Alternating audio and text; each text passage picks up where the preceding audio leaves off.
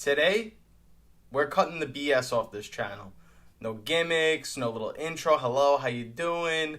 None of that. It's normal in the regular season to go into a fantasy football year and say, this offense is an offense I want no part in because of how bad they were the last season. But on the other side of that coin, last year's Houston Texans, 2 years ago with the Jacksonville Jaguars, and even 3 years ago with the Cincinnati Bengals in all recent history, these were teams that nobody wanted to be part of this offense, yet the offense ended up thriving in fantasy football. And if you were able to get one of these pieces, you were handsomely rewarded for that. Now, what if I told you I already know what team is going to be that offense that you want to own the pieces of in fantasy?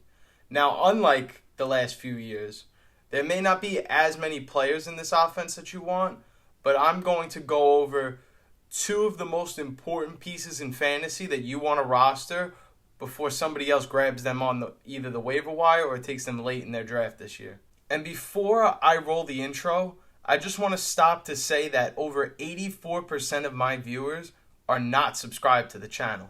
And if you're one of those 84%, I won't tell anybody, but if you could take a couple seconds, I'll give you the time to just subscribe down below. I would really appreciate that.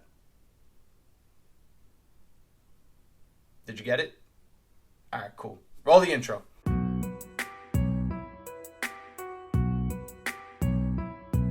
If you didn't notice by the thumbnail or by the little hints that I gave previously in the intro, the offense that I'm talking about that's going to bounce back and be viable in fantasy this season is surprisingly the Carolina Panthers. Now, I know what you're going to say and I know what you're going to comment down below. This guy is absolutely off his rocker.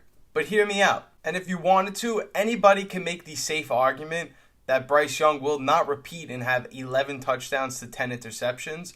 But I'm not even going to go that route when talking about the 2021 Heisman Trophy winner, Bryce Young. Everything that could have went wrong last year in the Carolina Panthers organization, from the top, all the way at the top to the owner and general manager, trickling down to the head coach and the players, anything that could have went wrong in 2023 did in fact go wrong for the Carolina Panthers. With new faces at general manager, offensive coordinator, and head coach Dave Canales, this is considered a new regime for the Carolina Panthers and should be a new era that is nothing like the 2023 era of Carolina Panthers football. Starting with the Panthers' new head coach, Dave Canales, Canales is the quarterback whisperer. Canales in 2022 was the quarterback's coach for the Seattle Seahawks and is partially responsible for Geno Smith's Most Improved Player of the Year award.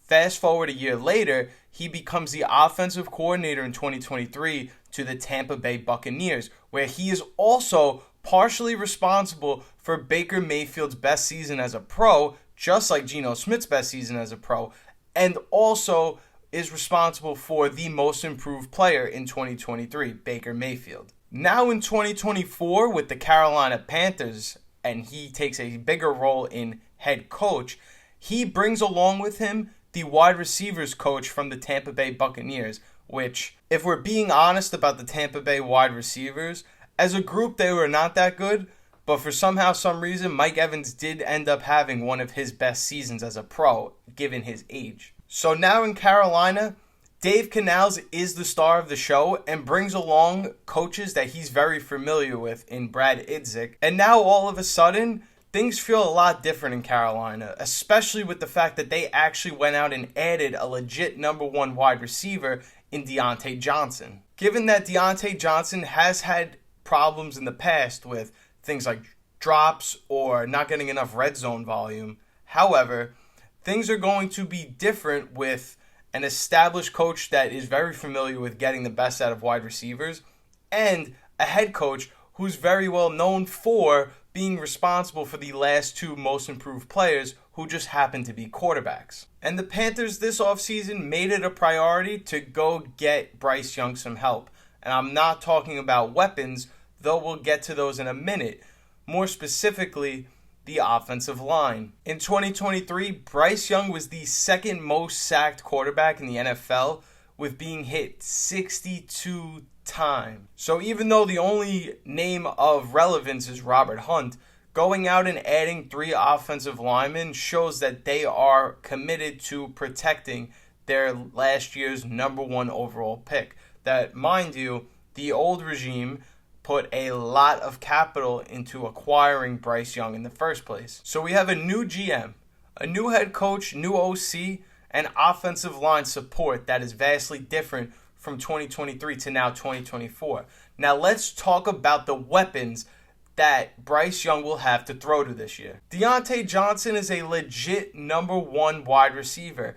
Add to the fact that they went out and got Xavier Legette, who may not be somebody that absolutely pops in year 1, though I am a big fan of this prospect and could develop into a really good receiver down the line. This Carolina Panthers regime also went ahead in the second round and got a very talented, if not the most talented running back in the draft class, and used a 4th round pick on a vertical threat tight end in Jatavion Sanders, who we've already done a video about and discussed on this channel in full detail. So with all that's changed in the Carolina Panthers system from 2023 to 2024, we should not be projecting the Carolina Panthers to be one of the worst teams in the NFL, but rather be one of the teams that takes a step up. Now, I'm not going to sit in this video and say, like, they're going to go 8-9 and be fighting for the division. No, I don't think that.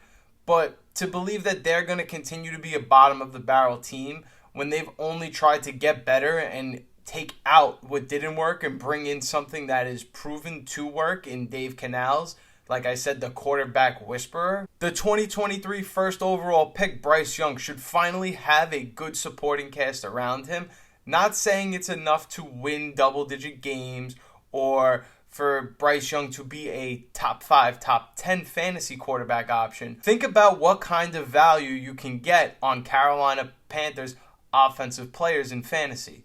I'm sure nobody has any desire to draft Bryce Young, though could wind up being a starting quarterback, giving his dual threat ability to break the pocket and also throw for a high amount of yards like he did in college. I think it's safe to say that the first overall pick from last year's draft will finally look like somebody that was worth the first overall pick in last year's draft. And his number 1 receiver, Diontae Johnson, will likely be peppered with targets all season long. We saw what Adam Thielen was able to do in a small stretch of games, and that was another player that nobody wanted last year. Now think of the kind of turnaround value you can get if you use a middle round draft pick on somebody like Diontae Johnson, who's clearly the best wide receiver in the room and is clearly going to be trailing in most games because a lot of people believe that they have a horrible roster, and Bryce Young should improve as a pocket passer. He already has the accuracy down point. He's a very